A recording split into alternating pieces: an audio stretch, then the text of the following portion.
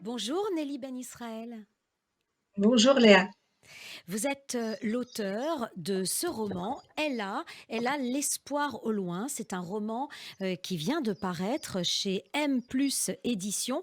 Vous êtes vous-même installé en Israël et vous êtes bibliothécaire à l'université hébraïque de Jérusalem. Vous êtes donc, on l'imagine bien, une amoureuse des livres, une amoureuse de la lecture et vous avez décidé de vous jeter à l'eau en quelque sorte et d'écrire ce roman qui est votre premier roman, hein. C'est un exercice réussi, un très très beau roman que vous présentez. C'est l'histoire d'Ella, une jeune femme qui a une vingtaine d'années à la fin des années 60. Ça s'étale sur 5 ans, 1965 à 1970. Et cette jeune femme est brillante, c'est une brillante étudiante. Elle va quitter Rouen, on est en France, hein. On va parcourir plusieurs kilomètres entre Rouen, Paris, Saint-Malo. Il y aura 2 voyages en Israël et en Espagne. On va en parler tout à l'heure. Elle quitte Rouen pour aller étudier à Paris et c'est un peu l'histoire de ces rencontres pendant 5 ans et elle est hantée par des blessures d'enfance qu'on verra très liées à la Shoah. Cette histoire que vous avez racontée, Nelly, s'inscrit totalement dans un contexte historique, politique. On sent que vous avez fait énormément de recherches, hein. Comme un historien, vous avez répertorié des citations de tel ou tel personnage important, intellectuel, homme politique, etc.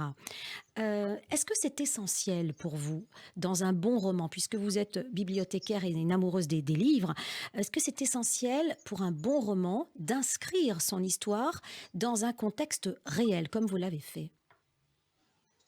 Alors déjà, merci beaucoup d'en parler de cette façon. J'apporte juste une précision. Vous l'avez dit très bien, je suis bibliothécaire, je ne suis pas historienne. Donc ce n'était pas un travail d'historien, je n'aurais pas cette prétention-là. Tout Mais comme, c'est en vrai qu'il fait. était important, oui, parce qu'il était effectivement important pour moi d'être au plus près de la réalité historique. Donc oui, c'était important pour moi de faire ces recherches et de situer dans le contexte de ces années-là les événements historiques et les personnages historiques réels, donc de les citer évidemment, mais je me garde le plaisir, j'ai envie de dire, et j'assume le fait qu'il y ait aussi également des imprécisions, des petites incohérences, parce que ça reste un roman, ça reste une fiction. C'est ça. Donc évidemment placé dans la réalité, parce que ces années 60 sont très riches, on va peut-être en parler culturellement, Absolument. historiquement, etc.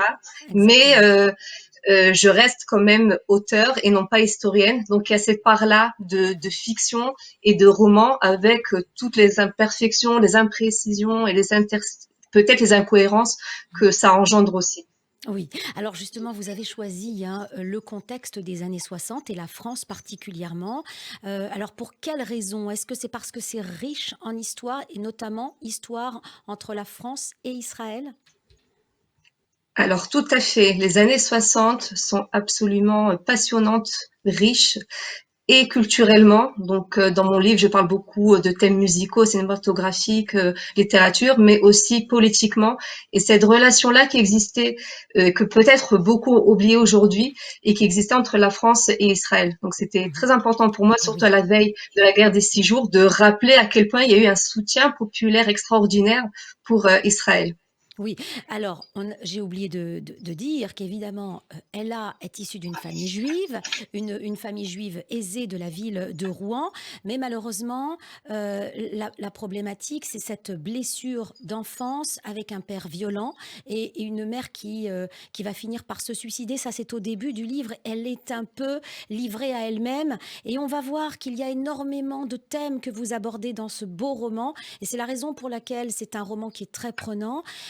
Bien sûr, il y a la Shoah qui plane, et c'est la raison aussi de la violence du père et du malheur finalement de ses parents. Mais il y a aussi le thème de l'abandon, il y a le thème de l'antisémitisme, puisqu'elle va être plongée dans un monde non juif et elle va se confronter à l'antisémitisme de ses camarades finalement, hein, d'une France qui est à 20 ans, 25 ans Décomplexé, décomplexée. décomplexé. Et d'ailleurs, vous faites référence à Raymond Aron.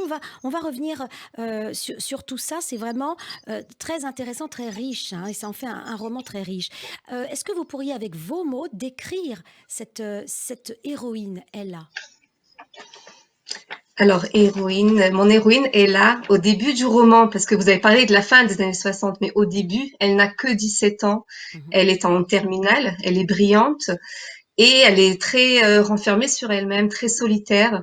Et effectivement, elle est dans un contexte violent avec son père, un peu avec son frère aussi, et sa mère à côté qui tente un petit peu et très difficilement de lui apporter de son amour. J'hésite un peu pour dire amour parce que ça passe pas par des mots. C'est une enfance très difficile, une adolescence pour qui il est très difficile de se construire dans ce contexte-là, d'enfants de la deuxième génération. Donc le père qui revient des camps, la mère qui a vécu la guerre cachée et qui en garde des séquelles médicales très importantes et très graves.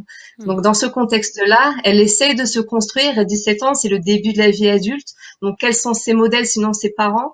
Mais elle va quand même essayer d'avancer, de se construire, de s'émanciper de cette presque fatalité-là et, euh, et avancer dans la vie. Donc effectivement, sur quelques années, on va la suivre, vivre sa vie avec des rencontres bonnes et moins bonnes, antisémitisme-là dont vous parlez Mhm. dans ces années 60 qui est très décomplexé. On n'est que 20 ans après la guerre, ça paraît quand même assez énorme et assez scandaleux. Aujourd'hui, je cautionne rien, mais aujourd'hui, on est 80 ans après, on se dit c'était il y a peut-être longtemps, mais là, on était Oui. à 20 ans après, donc c'est Et très pourtant, choquant. et pourtant, Et hein, et pourtant, pourtant, et il y a des propos qui sont insoutenables presque. Alors bien sûr, il y a tous ces thèmes. Je dirais que il y a également chez cette jeune fille une identité qui n'est pas claire, malgré ce que vous venez de dire. Cette Shoah qui plane sur elle, hein, une ombre vraiment qui va guider un peu ses pas et ses problèmes. Mais elle a aussi cette identité de judaïsme qui n'est pas claire. Et tout au long de votre roman, il y a cette révélation qui se fait. Est-ce que vous êtes d'accord avec moi? Est-ce qu'il y a aussi l'histoire d'une révélation au judaïsme? oui, tout à fait. Au début, elle ne sait pas ce que juif veut dire. Elle ne se sent pas juive du fait Oui, qu'il n'y a pas de religion qui est pratiquée, ils sont complètement assimilés. oui, La Shoah n'est même pas évoquée. Donc tout est, comme vous dites très bien, c'est vraiment une ombre. C'est vraiment quelque chose qui la qui suit, qui la plane. trace, Mhm. qui plane exactement. Oui, Et oui, elle, oui, elle essaie de se faire son chemin et finalement, au vu de son arrivée à Paris et des événements historiques qui arrivent, donc elle commence un peu à se révéler en tant que fille de ses parents, donc déportés et survivants, et elle-même en tant que jeune fille juive qui va peut-être oser s'affirmer finalement que, que c'est aussi une partie de son identité. oui, qui va oser s'affirmer et puis qui va finalement découvrir Israël. Alors, deux choses. Vous faites beaucoup de références à des personnalités de l'époque et notamment à Raymond Aron. Raymond Aron, vous citez cette phrase de Raymond Aron qui montre aussi à quel point son judaïsme, sa judéité, pourrait-on dire, s'est révélé quand il dit Je n'étais pas un juif honteux, expliquait donc le philosophe, je cherchais simplement à faire oublier mes origines. Je n'en ressentais pas le besoin. Hitler m'a révélé mon judaïsme comme à bon nombre de mes compatriotes citoyens français. Et vous avez jugé bon de reprendre cette phrase de Raymond Aron. Pourquoi? Alors Raymond Aron est une personnalité extraordinaire qu'on ne présente plus, qui a influencé des générations de penseurs. Et mon héroïne d'ailleurs assiste à une de ses conférences. C'est pour ça dont vous parlez, la personnalité historique qui existe, donc une espèce d'interaction Oui, entre eux. Et jusqu'à aujourd'hui, on a quand même des personnalités juives qui n'ont pas besoin de l'affirmer, qui n'étaient pas honteuses, mais c'est quand même quelque chose qui s'est révélé et qui font partie de leur identité. Et oui, elle-même est là aussi. Elle ne l'était pas honteuse vu qu'elle ne savait même pas ce que cela signifiait. Et oui. donc, du coup, cela se révèle à elle et quelque chose qu'elle commence petit à petit très timidement parce qu'elle a Oui, une personnalité très sensible, très renfermée. Elle a une discrète. peur aussi en elle, Oui, très discrète, très oui, terrifiée même des fois. oui, Donc, oui, c'est quelque chose oui. qui va s'affirmer et Oui. donc on suit son évolution à ce Alors, niveau-là aussi. Il y a ce judaïsme qui s'affirme et puis il y a aussi la découverte d'Israël, d'abord à travers aussi l'histoire du fils de son ami, un ami qui a l'âge de son père, et qui est un peu un Ouais, personnage, hein, Shaoul, hein, ouais. c'est le libraire, Shaoul, Shaoul, ouais. et dont le fils, dont je ne me souviens plus le prénom, part en Israël, Alexandre, Alexandre, ouais. absolument, et Mhm. c'est bien Shaoul qui lui fait découvrir le roman de Chateaubriand, et vous allez citer également Chateaubriand, le roman itinéraire de Paris à Jérusalem, et À vous citez Jérusalem. cette phrase de Chateaubriand: pénétrer dans la demeure de ce peuple, le peuple juif, vous le trouverez dans une affreuse misère, faisant lire un livre mystérieux à des enfants qui, à leur tour, le feront lire à leurs enfants. Ce qu'il faisait il y a 5 000 ans, ce peuple le fait encore. Il a assisté 17 fois à la ruine de Jérusalem et rien ne peut le décourager, rien ne peut l'empêcher de tourner ses regards vers Sion. C'est extraordinaire ces mots de Chateaubriand.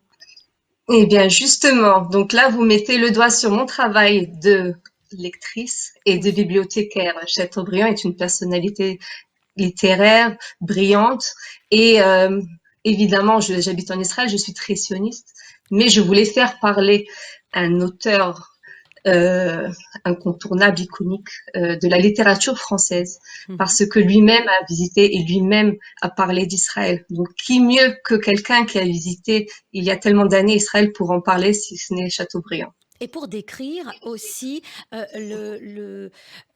la judéité, hein. Quelque part, il décrit la culture juive, hein, avec Bien ses yeux sûr, à il lui. parle de cette transmission du judaïsme qui se fait de Ouais, génération en génération. Nous, on le comprend bien en tant que juifs, il ouais. s'agit de l'apprentissage, de la Mhm. Torah, de l'étude. Et lui-même le dit avec ce livre qu'on passe de génération en génération. Donc, il y a aussi cette affirmation-là qu'il y a une volonté de transmission de génération en Ouais. génération depuis C'est 5000 ans et jusqu'à aujourd'hui. c'est un très beau, un grand respect de sa part, je trouve. Et Shaoul, le libraire de Rouen, fait découvrir à la jeune Ella, et elle en est épatée, hein. Et là, elle a encore une fois cette révélation qui prend encore une nouvelle tournure, et peut-être cette idée d'aller un jour en Israël. Alors vous avez donc inscrit, on le sent bien, hein, cette histoire de cette jeune fille dans cette réalité, dans ce contexte, et dans votre histoire, chose quand même très touchante, vous avez décidé de faire rencontrer à Ella un personnage de la réalité. J'imagine, hein, que vous admirez tout, bien sûr au-dessus de tout, et on vous comprend. C'est Georges Semprin. Alors parlez-nous de ce choix qui s'est porté sur Georges Semprin. Alors, je le dirais en espagnol, Jorge Oui, Samprón, Jorge, c'est pas qui facile, hein, était pour le français. effectivement de langue française, mais qui était espagnol d'origine, qui a été plus tard, dans les années 90, je crois, ministre de la Culture en Espagne. Donc, il a toujours été entre l'Espagne et la France, un militant politique, ancien déporté de Buchenwald, et qui a écrit son premier roman, donc Le Grand Voyage, en 1963. Et qui parle donc de ces années de déportation. Et Mhm. effectivement, et là, le rencontre, donc rencontre celui qui n'est pas l'immense écrivain que l'on connaît aujourd'hui, mais une personnalité effectivement qui commence à être connue dans le milieu culturel. Et il y a quelque chose qui se passe entre eux au niveau, bien sûr, je parle au niveau d'intelligence, au niveau de sensibilité, au niveau d'une espèce de reconnaissance qui se fait. Mhm. Et Jorge Samprún, je ne sais pas comment cela s'est produit, ma rencontre avec lui pour en faire un personnage central. Oui. Ce que je peux dire, c'est que pendant mes recherches, je savais que je chercherais et je souhaitais un mentor pour mon héroïne, pour Ella. Et je Mhm. cherchais à construire un personnage. Et en redécouvrant Jorge Samprún, je me suis dit, mais pourquoi construire un personnage lorsque j'en ai un là qui a existé et qui a tellement aimé Israël aussi. Vous n'êtes pas sans savoir qu'il a reçu le prix de Jérusalem Bien sûr. en 2007. Mhm. Donc, je veux dire, qui mieux que d'autres que lui. Et donc, j'ai joué son jeu parce que Jorge Samprún jouait beaucoup entre la fiction et la réalité. Donc, Jorge Samprún, je l'ai fait aussi entrer dans ma fiction, Dans lui votre en tant que fiction. personnage réel. Ouais. Oui, Et qui joue aussi un rôle de père pour cette femme, hein. Il y a Shaoul, bien sûr, le bien juif sûr. libraire, celui qui l'a fait pénétrer dans ce monde des livres, hein. C'est déjà une petite fille qui aime lire. Et puis il y a Jorge Samprún, en espagnol, Ouais, qui lui donne peut-être, qui la pousse, qui lui donne l'envie de s'affirmer peut-être. C'est un cran au-dessus. Parce que n'oublions pas que c'est donc aussi l'histoire d'une jeune femme qui se révèle aussi à elle-même, qui devient jeune fille, on va dire, qui devient femme Ouais. réellement. Et aussi à travers une histoire d'amour, Nelly, hein, parce que ça, c'est peut-être l'ingrédient de base, c'est la ligne directrice, c'est une histoire d'amour impossible, comme dans beaucoup de romans. Cette histoire d'amour qui va la faire aussi, la faire souffrir évidemment, mais lui donner aussi des ailes. Hein. On est un peu à cheval, à la frontière entre le bonheur, mais en même temps, j'allais dire ce malheur, pas véritablement, mais cette difficulté dans la vie, hein, cette problématique. C'est ça la belle histoire d'amour. Alors, je reviens un petit peu en arrière sur Jorge Camprun. Je Oui, ne pense pas qu'il lui donne tellement l'envie. L'envie, elle est là, elle l'a mais déjà. c'est lui qui va l'encourager. C'est lui qui va lui donner l'assurance. C'est par son regard à lui qu'elle va oser. Parce que finalement, elle a toujours eu cette possibilité en elle, mais elle n'osait pas. On répète qu'elle est discrète, etc. Donc, elle Oui, n'osait pas, et donc c'est lui qui va la pousser. Et pour revenir à l'histoire d'amour, aux histoires d'amour, oui. oui, bien sûr, évidemment, c'est une héroïne qui vit des histoires d'amour, qui souffre, mais qui rit aussi et qui s'affirmera aussi, et à qui on espère au final qu'elle rencontrera le bonheur qu'elle mérite. Je pense que c'est ça en fait. Avec tellement de souffrance, on se dit qu'au final, c'est obligé presque qu'elle puisse réussir sa vie personnelle aussi en tant que femme. Oui, Nelly, c'est un livre très cinématographique. Est-ce que vous avez pensé à cela, à une sorte de scénario en l'écrivant? Alors, j'allais dire le lapsus, c'est un film. C'est un livre qui est très cinématographique parce Oui, que oui, j'aime beaucoup le cinéma, mais je l'ai pas pensé en scénario en l'écrivant. Mais ce qui se passait, en fait, c'est pendant le processus d'écriture, de façon inconsciente, vraiment pas voulue. Je me sentais vraiment comme un personnage extérieur, comme un réalisateur extérieur, si les gens prennent les termes cinématographiques, qui filmait ces personnages. Donc, je les voyais évoluer et effectivement, j'écrivais ce que je voyais. Donc oui, c'était vraiment un vous, regard effectivement oui, très cinématographique. il y a un bel hommage à la ville de Paris. Hein. Vous décrivez rue par rue, par exemple, hein, son petit périple autour de la place Monge. Il y a l'école normale sup. Il y a donc toutes Ouais. ces rues mythiques de Les Paris. rencontres avec Jorge Samprun à Saint-Michel, Oui, évidemment, et bien sûr. oui, et la rue Donc du Chemin Vert, oui, et tout ça. absolument. Donc oui, le 11e qui était le lieu de vie de sa famille hein, pendant la Tout à guerre, me fait. Le semble-t-il, neuvième, ouais, où ouais, sa mère a été cachée. Hein, donc on a exactement. aussi un bel hommage à Paris. On sent que vous aimez aussi cette capitale française. J'ai vécu 6 ans à Paris. Ah J'y voilà. étais étudiante, j'y ai travaillé, Mhm. je me suis beaucoup promenée, bah, comme tout étudiant, sans beaucoup d'argent pour prendre un taxi, donc beaucoup les métros et beaucoup à pied. Et Oui. Paris reste Paris. Paris est une ville magnifique quand on la visite, évidemment. Paris Mhm. est Et incomparable. bien sûr, alors il y a Paris, mais il y a aussi Saint-Malo. Hein, il y a cette ville où la famille de son ami proche, hein, Guylaine, qui va l'emmener à plusieurs reprises à Saint-Malo. C'est là qu'elle va découvrir cet antisémitisme réellement, même si elle l'avait déjà senti à l'école normale sup, en tout cas avec les étudiants. Elle va découvrir un antisémitisme, une collaboration avec les Allemands. Et là, c'est une plongée, j'allais dire, ou un retour en arrière à cette époque de la collaboration hein, des Français. C'est un moment d'ailleurs, vous parlez, vous reprenez Raymond Aron sur les propos du général de Gaulle vous citez la phrase de Raymond Aron qui disait que finalement le général de Gaulle a sciemment, volontairement ouvert une nouvelle période de l'histoire juive et peut-être de l'antisémitisme. Hein. Tout redevient possible. C'est ce que vous voulez décrire dans le livre. Alors dans ces années-là, on est juste bah, ce dont on a parlé, la guerre des 6 jours. Donc il y a eu une espèce de une fracture avec la politique française, contrairement à la population d'alors qui soutenait fermement et avec beaucoup d'enthousiasme Israël. Mais la politique effectivement commençait à changer. Et à ce moment-là, quand Ella arrive à Saint-Malo, qu'elle découvre cette famille. Donc, comme j'ai dit, on est seulement 20 ans après la guerre, donc ce n'est rien, c'est absolument rien. Elle rencontre des personnes qui ont été collaborateurs et qui sont là devant elle, vivent leur vie et qui sont rendus des crimes que je vais pas décrire pour pas trop en dire, mais qui ont commis des crimes abominables et qu'elle ne comprend pas comment c'est possible 20 ans après d'être là finalement. Mhm. Et cet antisémitisme-là est insupportable. Mhm. Oui, donc véritablement avec votre roman, vous touchez à énormément de choses, comme la vie. Finalement, la vie est faite de multiples facettes et c'est ce que l'on retrouve avec un grand, grand plaisir. Alors, c'est un tome 1. Bientôt Voilà. le tome 2. Alors, le tome 2, on y travaille. J'y travaille, j'y retravaille. Tome 2 prévu en 2022. Je ne saurais dire la date exacte, mais quand ce sera prêt, vous le saurez évidemment. Merci infiniment. Nelly, je rappelle donc que vous êtes Nelly Ben Israël. Vous êtes bibliothécaire à l'Université hébraïque de Jérusalem et vous êtes l'auteur de ce très très beau roman, Ella, l'espoir au loin. C'est un roman paru chez M plus Édition. Merci infiniment d'avoir été avec nous sur Radio Merci à J vous. et j'espère à très bientôt. Au revoir. À bientôt. Au revoir.